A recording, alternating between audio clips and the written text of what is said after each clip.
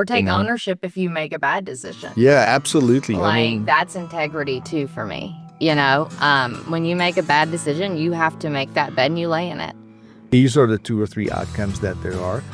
How are the outcomes going to affect the people around me? And your family. You're always big about family. What is this going to do, not just for me?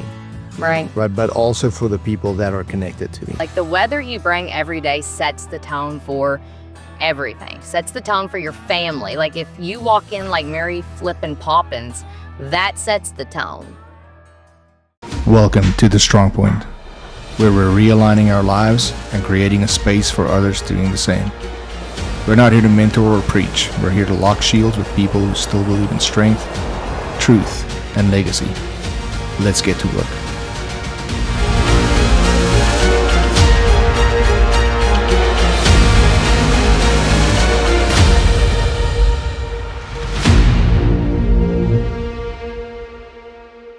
Welcome to 0003, episode 3 of the Strongpoint Values. This isn't a brand, it's a banner. That's what we're going to be covering today. And we are your host. I'm Danielle. And I'm Rian. And today we're going to go through some of the Strongpoint's kind of core values just as a community and as a movement, the things that we value, that we're looking for people to lock arms with and that can join us on this journey and potentially leave a better world behind than what we got. All right, so I'm going to speak on strength and motherhood and balancing work, parenting, and marriage life. I'm going to share a time that I held it together emotionally when life wasn't so great and it felt like super chaotic. So that's my daily life, actually. I don't think I can narrow it down to one story in particular, but I can tell you that right now, currently, I am a senior financial analyst at a company, a major company, and we are going through a strategic project and creating that strategic project. So I'm working long and hard, and I'm also supporting my team and leading through that and leading currently with what we do now and leading through that project change and the implementation of that. So I'm working extremely long hours. It's exhausting. There's a lot on my plate. So when I get home, I'm exhausted. But then, there's football practice, there's band concerts, there's, my husband needs me too. So when I get in my car and I'm on my way home, I just really reset and become mom. I get out of that work mode and I become mom. I become a wife. I become what I need to be at home because that's a completely different person than what I'm needed to be at work. I'm still juggling with that. I'm still struggling, juggling. It's a lot and I'm not always perfect at it. It's a lot. But I feel like when life is like hectic and chaotic, I'm better at that than little issues. I'm better at little issues than major issues, really. So I can handle that amount of stress, but it does feel overwhelming. I see a naturopath because of it who helps with my stress. I do have anxiety and stress. So I'm a real life mom, a real life workaholic. I don't stop.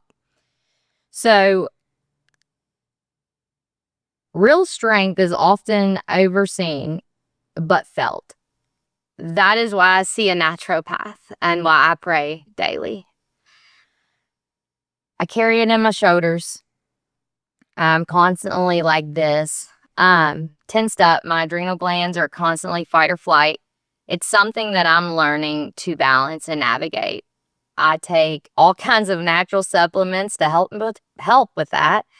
And I'm still learning. I don't want to say that I've mastered this. If you all have any advice on how you do it, let me know because I'm definitely still learning. But a real world example for me is Serena Williams. She navigates motherhood, but she's also an elite level athlete. Inner strength and balance, she puts me to shame. So when I think my life's hard, I really do think about her. I'm like, I cannot imagine that. And I strive to be better every day, a better wife, a better mother, a better follower of Christ, just a better person, the best me that I can be. So, I think when you talk about strength, people always think like there's a physical part. There obviously is a very physical part to it, where you have to fuel yourself, you have to be active and have some movement, and it's got to be really conscious. But then there's this mental resilience, right, that you alluded to with the motherhood, and then there's also like emotional, like strength. I think you'll meet people in your life that are just incredibly strong physically, right. and then when the chips are down, like they lose, all the wheels come off. And then you'll meet people who are really timid and in stature. And then when the chips are down, they're some of the most resolute people that you can have by your side. Absolutely. I think the most important part of that is that it's a muscle that you can train, like in all of those aspects. So if you hit the gym, if you put yourself into places of discomfort and learn how you specifically handle that, and then again, like everything else, when we talk about journaling and managing it and asking you the hard questions after the fact, spending time with yourself and saying, hey, what did I learn? What did I see? What did I potentially ignore that could have been, Right. or whatever it is. I think you can train that into yourself as well. Right. But, as a society, on the flip side, we are exhausted. As Americans, we work. Like, that is what we do. If you look at other countries like Spain and stuff, they have half a day off every day. They go home and they get a nap for half the day and then work again.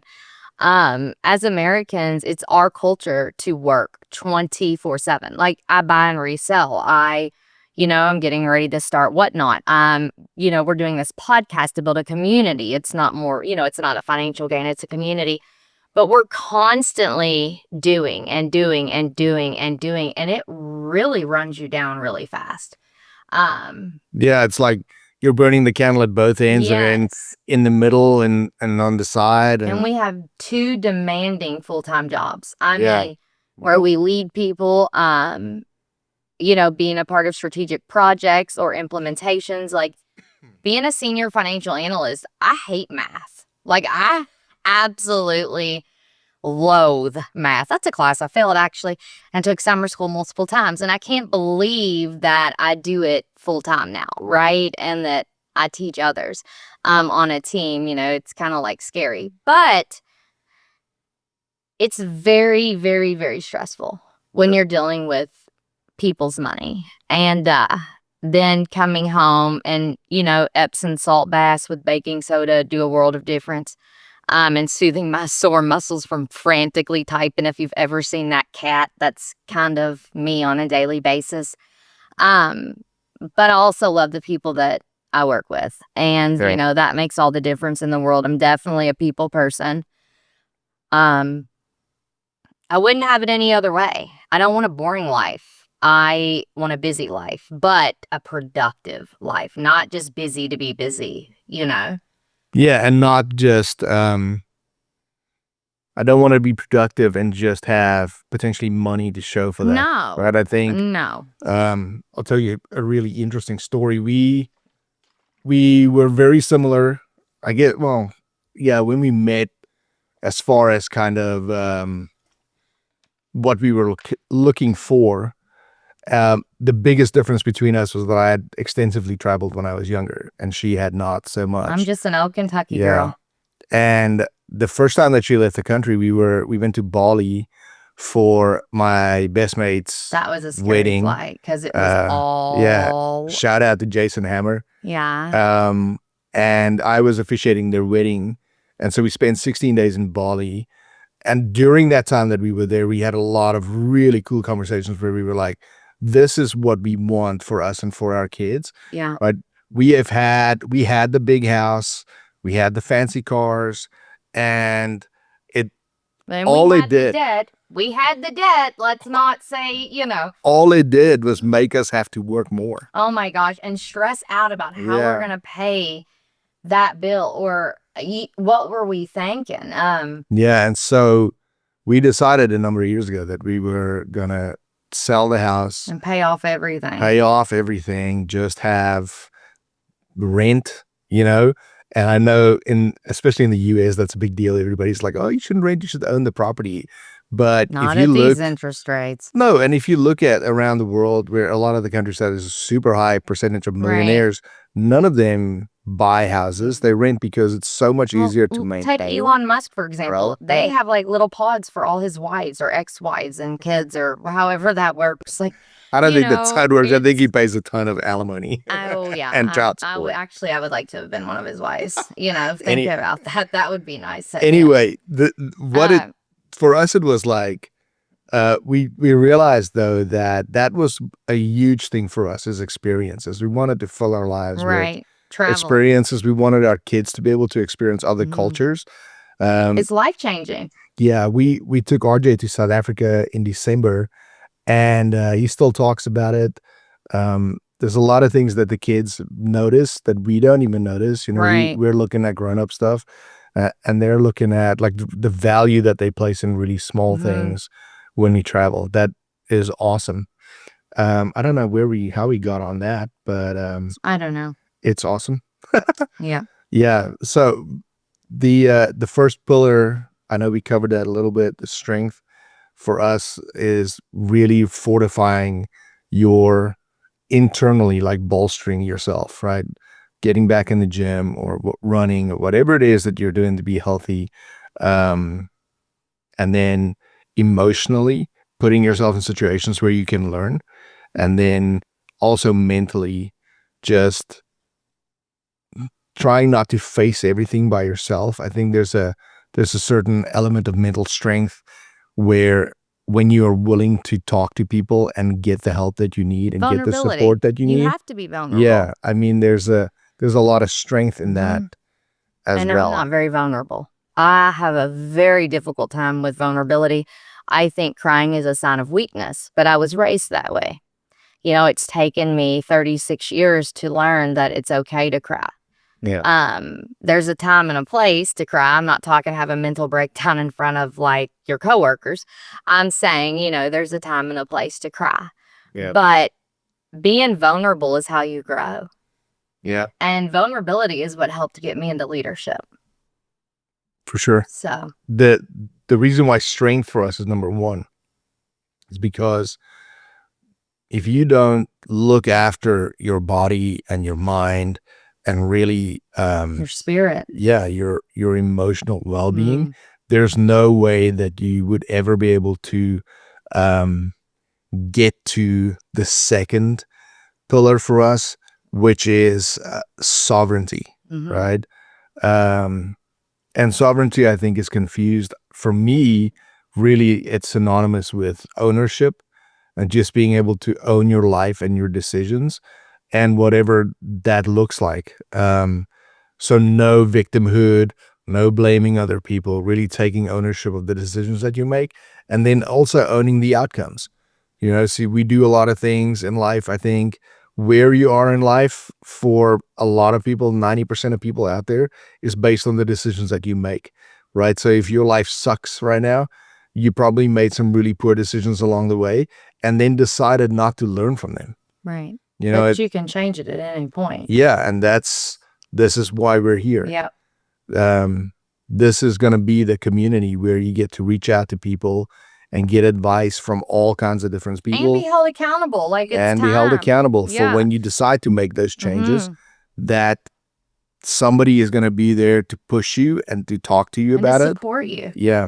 We need support. We need people to rely on each other. Yeah.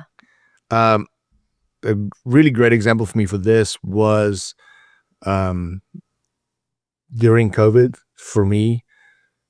I worked for a company at the time that had a federal contract, and we had to follow the federal guidelines. And thinking back on it now, it makes me I feel so ashamed that I followed the mandates and did everything that they asked me to do at the time, only because your family. Well, yeah, there was for where we live at the time, it was almost impossible to get a job at the time because everywhere was closing down. Yeah. And we had the house and the cars and all that stuff. And the Olympic swimming pool that was how many gallons? It was an Olympic, but it was huge. Yeah, but it tied me down. It put me in a place where I had no choice. 2.5 acres. But to compromise, I had an infant, you know, and a wife, and there's no way, looking back on it now, I'm like, man, I should have done something, but I don't think I would do anything different. Yeah. If I had to go back, I don't think there's any advice you I didn't would have give a me. choice. No, they didn't give anybody a choice. So and it was at Christmas time. Yeah, and so I'm absolutely determined to never outsource my ownership of my life ever again to anyone. It was such a valuable lesson to us, especially after the fact when we found out that with all the stuff all of coming it, out. every bit of it was bullshit. And so now I'm like, oh, okay. So they made people buckle under that amount of pressure, take that vaccine for no reason at all. You know, right? Monetary gain, obviously, for them, but right. For no actual reason. Anybody like lost their jobs and stuff. People did. They lost everything. Like they lost everything because they did not get that jab. And honestly, they're probably super smart for not now that what's coming out about it. But you're taking stuff to help that spike protein and to get rid of it. And, you know, I mean, you did what you had to do. You know, there's no shame in that. You had to support your family. And I think there was a lot of others that had to do that too.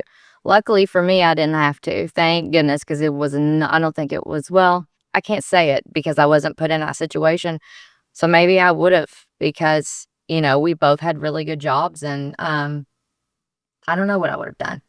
Yeah, so setting that standard and drawing that line now is easier for me because I learned so much during that process about myself. You know, there were times where I was like, I'd be annoyed with people because they were wearing masks and stuff. And then I'd be like, well, you know, you go to work and you wear a mask. Do you remember, we've got to tell the story about the sheep. The woman, so we were at Walmart. Y'all have, this is so off topic, but it's okay. So it's a lady in our neighborhood, and like, I hope y'all can hear me okay. And she is amazing. So she drives a hover around.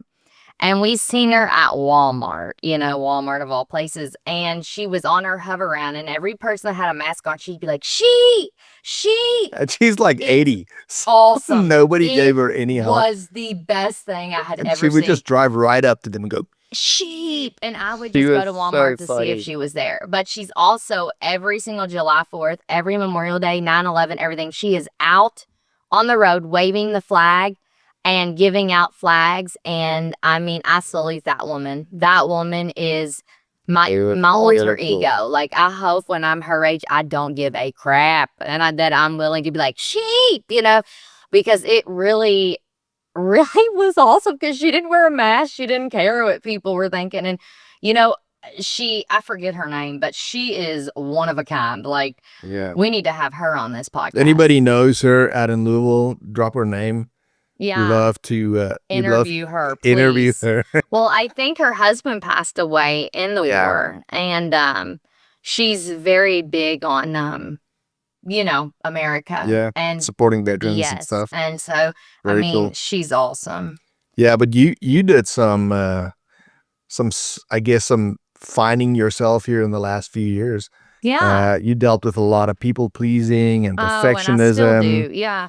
And you're working on figuring that out. Yeah. So, you know, it's hard to overcome perfectionism and people pleasing. I am the type of person that says yes to everything. I do not know how to say no unless it's to my husband, who I say no to all the time.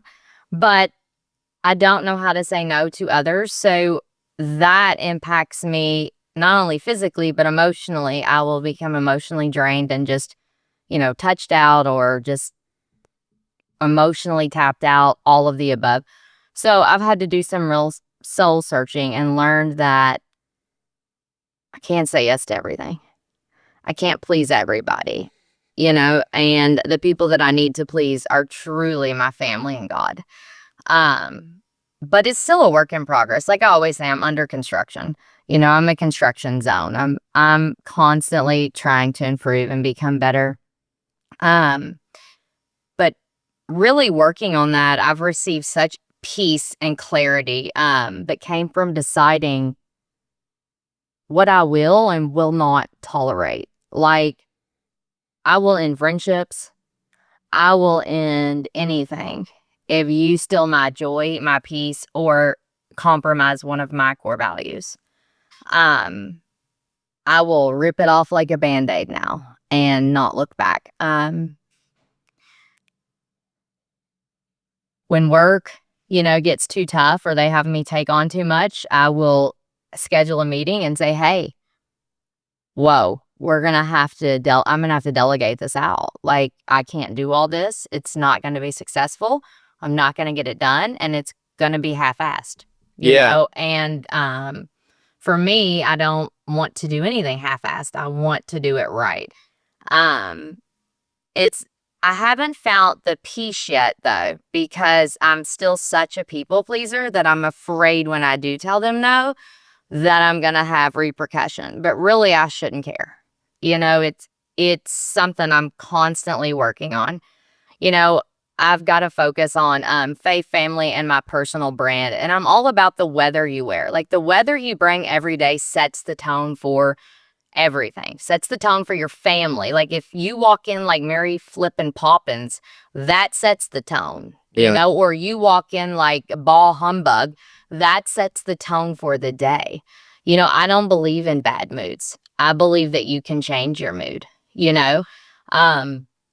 for me, even though I have a very stressful job, I don't want my family to feel that. Yeah, I think the problem is that when you do so much, you get spread so thin. You do. Right? And then you suck for your everybody. Family gets your leftovers. Nobody gets all of you because everybody's getting a small piece of it. Exactly. So part of that sovereignty ownership is to say, okay, like, this is what I'm willing to do. This is what I'm not willing to do. These are where my boundaries are. We talked about lunch quite a bit, not actually the food, but Danielle used to not take a lunch at work, or she'll schedule it and people would just schedule meetings over it. And I said to her, look, schedule it and block it out. Right. Right. And if people go, oh, well, I'd schedule over it, then you go, that's too bad. Right. And because they'll have to accept it. Yeah. And then take that time, even if you're not eating, go for a walk, get out of the building, just get some time away from what's going on so that you can reset just slightly. And, it's also a juggling act too, because I do get to work extremely early so that I can leave at 4 to beat traffic, for 1.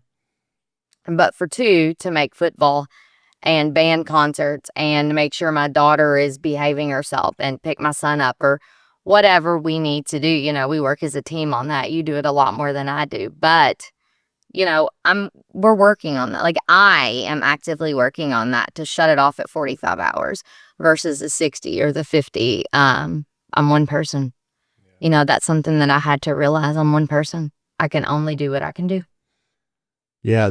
The third pillar for us was integrity. Yeah. For us, we really decided that we want to instill in our kids this sense of do the right thing. Like, even if nobody's there, you'll never get any credit. Nobody will ever know about it. You will know about it. So do the right thing. If you think about it and you're like, would I do it if my dad was here?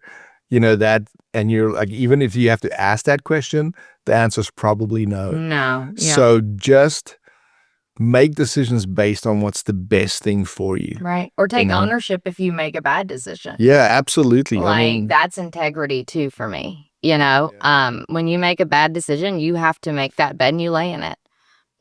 Take ownership for your actions. Yeah. And that's something that we're definitely teaching our children. Yeah.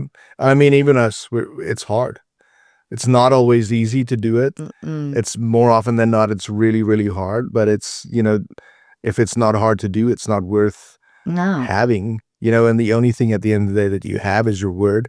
So if you lose that, you have nothing. What's left? Right. And that's for you. That's not for other people. I understand. Like, I get it. It bolsters your your reputation, and it enhances what people think of you if you are integrous and you're honest and you can be fair and truthful. But that's not who it's for. It's Yeah. for you, right? It's living in truth. And I'm not saying living in your truth. There ain't no such thing, No. right? There is the truth and there is not the truth. So live what's real. Right. I have a tagline on my email at work that says, how you do anything is how you do everything. Right. Because that's how people will judge you. When people, and I mean, I don't care much what people think, but I don't want somebody looking at one thing that I did thinking that that's how I do everything. Right. So pay attention to everything that you do it correctly, do it right. Even if it's just for you, even if you're going to be the only person that ever knows about it, like do it the right way, right? And do it to the best of your ability. On all things, on all aspects. And yeah.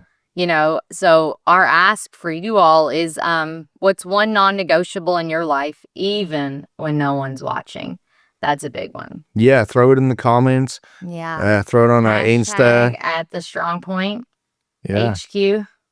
Yeah. It's the Strongpoint HQ on Insta. And then just the Strongpoint on Facebook, or if you want to be on X, Strongpoint HQ. TikTok is, TikTok is the Strongpoint as well. Nice. But if you're on YouTube or you're in any of the podcast streamers, just throw it in the comments. What is something that's a non-negotiable for you? Like, what is the one thing that you absolutely believe that you have to do with regards to integrity? And when no one's watching. Yeah.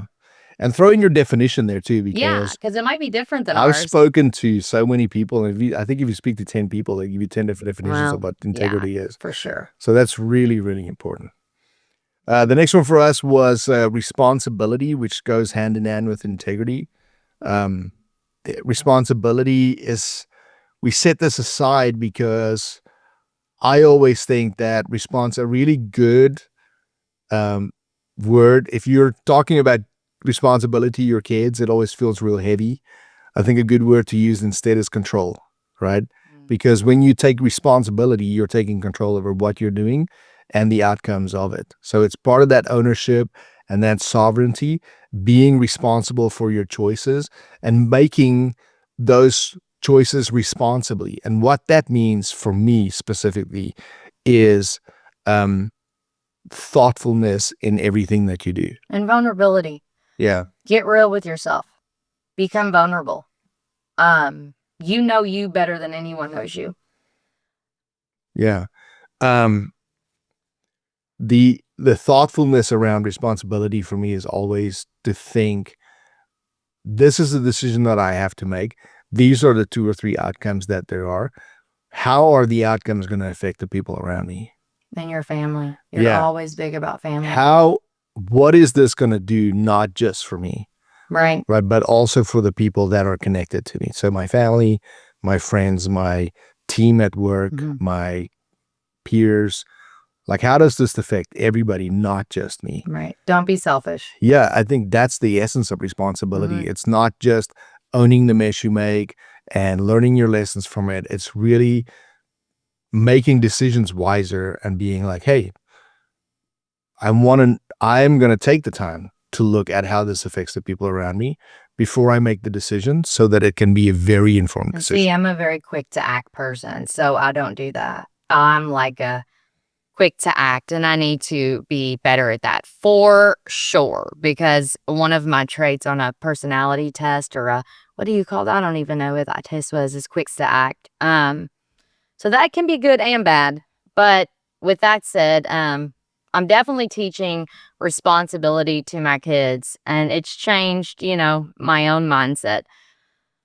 When I was growing up, I wasn't taught a lot of responsibility. I was kind of free for all. I was raised by my grandparents who worked 24/7 and built everything, the empire that they have, like they built it all from the ground. So for me, just getting my daughter to clean her room would be a miracle in itself. Yeah. I'm trying to do that. To get my son to pick up his toys is a miracle in itself. it has changed my mindset, because if I don't teach them, who's going to? If I don't want them to live in filth, I don't want them to think that mom's going to come and clean my room or pick up my toys or, be good at school or make good grades or whatever it may be. I just feel like I want to instill that in them, where they automatically know if I make a mess, I better clean it up. Yeah. I'll give you a great example. Our daughter was getting in trouble at school quite a bit. Oh my gosh, every day phone calls I would get. She got in, this is so dumb to me. She got in trouble for not wearing her Crocs in sport mode. With the straps up, if you don't know what that is. So I get an email from the teacher, and apparently she had said something to her. She said, fine, she fixed it, and then she saw her later on, said something again, and Riley back chatted her or said something to her anyway. So the next morning, I load her up in the truck, and I take her to school myself, and I walk her into the office, and I had them call the teacher. A teacher came down, and I had her apologize to the teacher about her behavior and promise that she's going to try and do better. And then on the way back out, I said to her, listen, I want you to understand that if this happens again over this, because this is so dumb, this is the dumbest thing to get in trouble for. Yeah. If this happens again, I will bring you to school the next day, and I will walk you to your class. In front of all your friends. In front of all your friends, and I will make sure to wear a leotard and a tutu. Right. And she said to Dan, she's like, do you think he'd really do that? Yes. She's like, absolutely. Yeah, you know him. He will. So that's a bit of extremeness, but sometimes with a 13-year-old daughter, you have to be a bit extreme, because she doesn't learn any other way than extreme, because she's in the mindset where she knows everything and knows better. And that we're just... Yeah, she was arguing with me about taxes the other day. It was like, okay. Yeah, she's never you're right. filed I'm a wrong. tax in her life. That's fine. Yeah. So I do have a simple challenge. So choose one area you've blamed on others. Own it fully for 7 days. Yeah.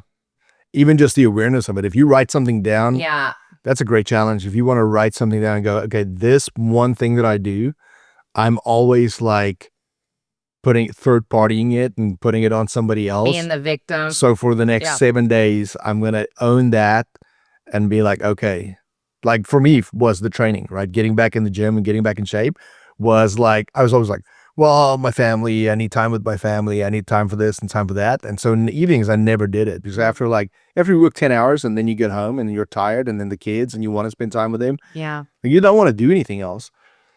And so what happened was I saw a reel or a shorts video where a guy was like, if there's something that you want to do and it's really, really hard to do it first thing in the morning, and then it's out of the way. And I was like, yes, that's the key. And it set it off for me. And I've been pretty consistent, except for weekends, which I'm trying to rest a little bit just because I'm 47. But I've been really, really consistent with that. So own that for 7 days, figure out a strategy around how to, first of all, really be aware of it. And you got to write it down. You have to write it down. And then try to figure out a way around it. Figure out a way to fix that. Right. And set it right. That's really good. So the next segment is brother and sisterhood. So brother and sisterhood is really big for us and what we want for this community. We want real, authentic people.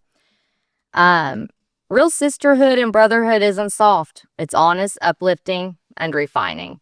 So if you have a brother or sister in this community, it's not going to be soft. You're going to be held accountable.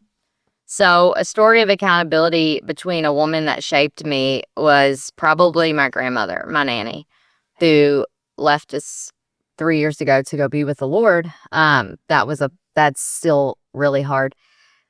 But, she always told me to be like the little engine that could. I think I can. I think I can. I think I can. And to hold myself accountable if I want to become better. She held me to a standard that nobody could ever hold me to. And that helped me set the bar for accountability. I hold myself accountable in all aspects of life. I don't blame others. It's my fault if it happens. But I also know that I can do anything. With Christ, all things are possible, and I can do anything that I put my mind to. She's really taught me a lot she shaped me. She shaped who I am as a woman. I don't have a lot of friends that are girls. I don't know why that is. Never have. I've been more of a men friend type, girl. But I'm hoping that this community will change that and shape that and mold that. And, my vision for the woman inside of Strongpoint community is to really be a good mother, to feel good about motherhood, to feel good about being a wife, to feel good about the person you are. You don't have to be a wife. You don't have to be a mother. Someday you might be. You will be. It's about shaping that, molding that. What do you want in a partner? What do you want in a spouse? What are your make or breaks? Who are you? Discovering who you are, your authentic, true self, is something that once you discover, you will never settle. And, women need to learn it's okay to be a woman. It's okay to be feminine. It's okay to be soft. It's okay to be nurturing. It's okay. That's how we were designed. And I want the Strongpoint to get women back to that. Yeah. And the same for guys. Yeah. I think we've become so disconnected as far as friendships go. It's very hard. So what I do is I actually schedule in my calendar appointments to remind me to call and touch base with my friends. And when I talked to one of my buddies about it, Kurt, he's like, "Oh, I'm not important enough. You have to put a reminder in your phone." And I was like, "No, dude, like you are that important." Yeah. That I put a reminder in my phone because that's what I do at work. We have so much going on, and that's why you schedule everything at work. So why not do that in your personal life? It's a hack. It's not a lazy thing to do. We are not going to remember everything that we have to do, and then connecting with guys in a way for me that's not ego driven, and that's really more about brotherhood. I have a couple of really good friends, Jason, who is here in Louisville. He's gone through some really, really tough times the last couple of years. So I would just touch base with him and go, "Hey man, you doing all right? Just thinking about you this morning." And I found out that if I come out first and go, "I love you, man, and I miss you," they'll do the same thing. Yeah. And because they want to say it, guys are so tough. We're like, you don't say that to another guy, but you do.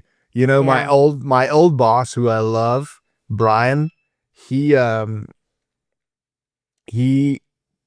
was awesome. He was one of those, you have a lot of guys that you work for in your life that teach you really who you don't want to be as a boss.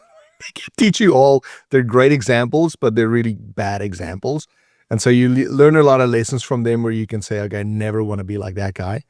Brian was the type of boss where I was like, man, I'd love to have the relationship that he has with his team. Right. And I think I've fostered a lot of the things that he taught me.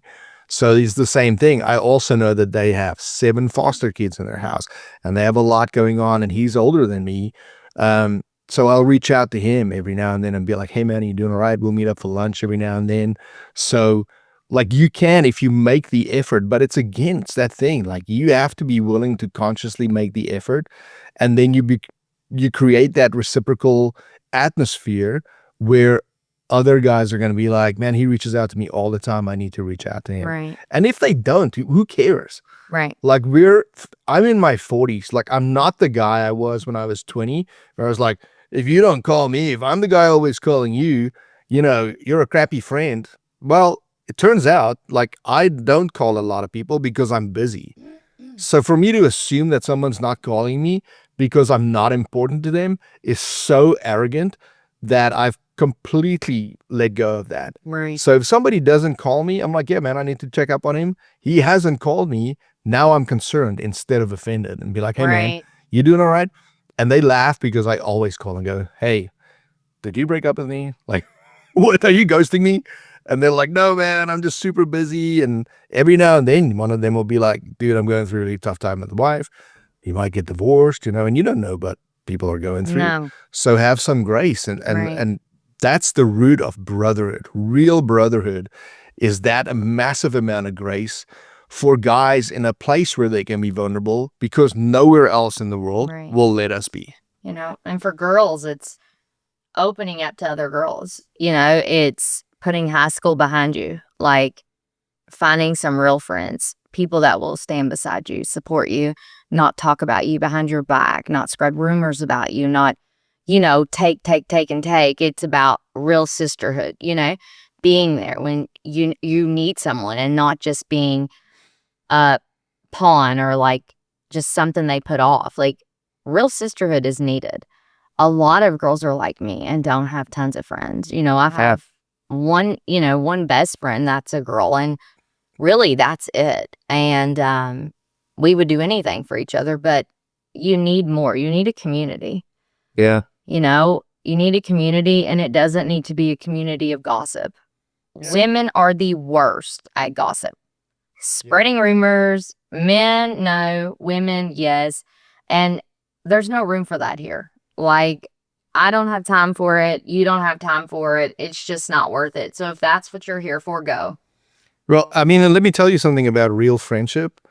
Because I think we're in a place in this world where people love the friendship more than they love the friend. Right. People are so tied to the idea and the habit of having that person in their circle that they're almost afraid to lose it by being honest, Or and being who they really are. They're who they are, who they think that person wants them to be. Yeah. Women are so bad about that. Yeah. I mean, guys are a little bit better, but real friends are the guys who will show up at your house and pull you aside and go, hey, you remember that thing that you did, dude? That sucked. Like, you were at such and such and such, and like, we need to fix that. And what do you need from me to support you to do this? Like, that's not how you're supposed to act. That's not how I know you. I know you're better than that. Mm-hmm. Like, that's how guys call you out. Like, guys, I remember when me and Jason lived together, I was really, I don't know if I was sick or something going on anyway. And so I didn't go to the gym for like 3 days, and we used to train together, live together, train together, everything. And he called me one of the days he called me the first 2 days too. He was at the gym. I was like, dude, I'm not feeling it. I'm not feeling good, whatever. And then the third day he called me and he was like, hey, I'm up here and I'm waiting for you and I'm not leaving until you get here. And I was like, dude, I don't know if I can make it. He was like, I'm not leaving until you get here. And so I was like, all right, I need to get up. I need to go, and I need to go see this guy. Like, there's this amount of accountability. I want to make sure everybody understands the alarm on my phone. I'm talking about diabetic, so every now and then my phone will send out an alarm or whatever. It's nothing to be concerned about. Yeah. Not yet. No. No. Yeah. Hopefully you're not going low. So our next segment is on wisdom. Yeah, that's the final Very big pillar for us. I think we live in a world right now and in an age where we have never had so much information available. We have literally every bit of information since the beginning of record keeping available to us, and the lowest level of knowledge, curiosity and wanting to find out that we've ever had. Yeah. Nobody's willing to research anything. Nobody's willing to look at anything. It is absolutely insane to me. Yeah, and I'm guilty of that too. Who isn't? You're not. You love that stuff, but Yeah. I'm super nerd. Yeah. I have so many useless facts Yeah. that I could bore you If with. I want something to figure out something, I send it to you. I'm like, Yeah. he'll read it and he'll tell me how to do Like, it. read this and tell me if I understand it correctly. Yeah. Chances are I haven't had time. But yeah, for me, making hard but wise choices in parenting, or career. Yeah. Wisdom in that. Sometimes it's very hard, like what we just went through with my daughter. Yeah. To not Yeah. Well, first off, break down and cry. But, second off, to just really come down on her, Yeah. So also, I think it taught us a lot, right? I think. Well, I had a halo on her head. I never thought that I would discover what we discovered on her phone, and it was eye-opening for me. It changed everything. Not how I feel about her, not my love for her, not any of that. Yeah. But I'm very concerned. So, I have gray hairs from that. I gained some wisdom there. But even finding things that were not age appropriate and stuff, like it was better for stillness instead of screaming. It was better to really set her down and talk to her. I did not want to. I wanted to scream. I wanted to scream so bad. I wanted to really scream at her. Yeah. But I learned a lot, I learned a lot from that stillness and sitting with her. And really, now she's opening up to me about boys. She's opening up to me about her first breakup, which was 2 weeks, and she was crushed. And we realized after the fact, and I'll expand on this just a little bit. Afterwards, we found out that she was actually relieved when we found out about it all, because she had gotten into a situation with some friends. She couldn't get out of. She did some really dumb stuff, and then she didn't know what to do or how to get out of it or how to stop. And so when we found out, we got the people involved that needed to be involved, and then she relaxed. She's like, because she was like, person. Okay, now it's over. And that's what she told me. And for us, we had a really long conversation one night about how we had failed, because the fact that she didn't feel like she could come and talk to us meant that bothered me there was more a than gap anything that really needed to be she fixed. Thought that I would judge her and wouldn't love her, and I had to explain that wasn't the case. I think that it's better now. She's not getting a cell phone, but I think that it's better. I think, I think that she was really embarrassed and ashamed. And when you feel that way, you don't want to talk about it. But I also don't think that's the type of person she is, or that she was raised to be. Yeah. She was surrounded by some. She's getting wiser too. I think we're talking about wisdom, and I think she's getting smarter because of that. Yes. And so it really, there's two things I wrote down about this. And the first thing was that wisdom, what she realized was that good decisions is the evidence of wisdom. And wisdom, good decisions come from experience. Really bad decisions. Comes from her. And who has really bad stuff. Yeah. So, I've been where she was at. I had to sympathize a little bit as her mom. That is my job, to nurture. My husband was ready to kill somebody. Not really, but some of the wisdom that we learned during this was that sometimes the wisest thing to do is shut up and let her talk. Be quiet. Yeah. Really, really listen. Yeah. I think it's undervalued, active listening and the ability to, especially with your kids, not emotionally get charged as they're telling you, and try to just be like, okay, I just want to hear the information. Even if it hurts so bad. I want to get the information. If you have a lot to say, because I'm very quick to respond. I always listen with response in mind. But when it comes to her, she's got a heart of gold. She is very sensitive, very soft, very loving. And she is the biggest people pleaser like me, and wants to be liked. So we're trying to teach her that she's got to find some good friends and people that like her for who she is, because she is like a chameleon right now. She becomes who she's around. So we're trying to get her out of that. Now, our second child, who's 4 and a monster, he's never going to be a chameleon. He's going to tell you to F right on off. He does not care. He's going to be the one that we are called to the principal's office every other day. Yeah. If I can put it this way, I think right now we're saving for a college fund for my daughter and for a bail fund for my son. Nah. Because he's a good boy too. I mean, he's sweet, but he loves lazy. me. Yeah. He's crazy about me. Anyway, I hope that everybody got something out of this today. I hope that this is feeding you guys and giving you value, and maybe you're learning something, even if it's just one or two little nuggets that you're picking up. Yeah. We'd love to hear from you on Insta, on Facebook, on X, on TikTok. I'm still figuring out the tickety talk. I'm a little old for TikTok. On the website, if you want to email us, info@strongpoint.com, you can contact us on the website. Please go to the website, www.thestrongpoint.com. Join our community. Yeah. Please share. Join the homestead. We'll be doing giveaways. Like and share, please. That's how this message will spread and how we Yeah. can make our community grow. And then again, I'll ask if you can leave just a one-word review or a small review for Yes. us on whatever platform you're listening on.